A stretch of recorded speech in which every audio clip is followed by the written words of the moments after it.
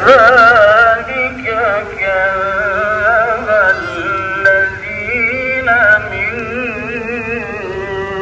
قبلهم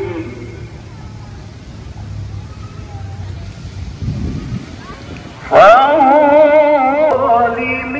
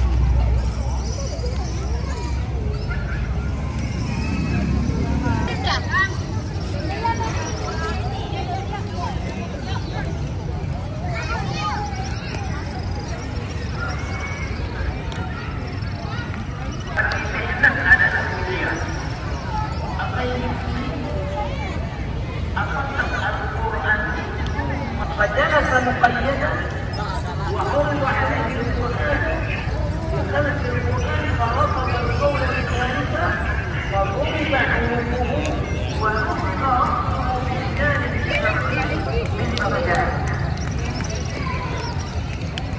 استحسن نهاء عن الكريم ثبت بمهنة خلق القرآن penderitaan yang sudah kita baca lalu adalah bagaimana kabarnya bapa para mujahid yaitu Nabi Nuh alaihi salam dalam mendakwahkan kaumnya selama 950 tahun. Dan itu beliau lakukan siang malam. Tapi malam beliau hina, olok-olok, aniaya. Dan beliau sabar di dalam menjalankan dakwah. Selanjutnya yang kita baca juga adalah bagaimana Nabi Ibrahim. وأشد شيء على الذي يرى أتباعه يضحكون ويقتلون أمامه. Yang paling berat bagi Nabi adalah ketika para pengikutnya itu di depan Nabi mereka itu disiksa, di depan Nabi mereka dibunuh. Fakana yamuru ala Yasir wa Sumayyah radhiyallahu anhuma fayaqulu lahuma sabran ala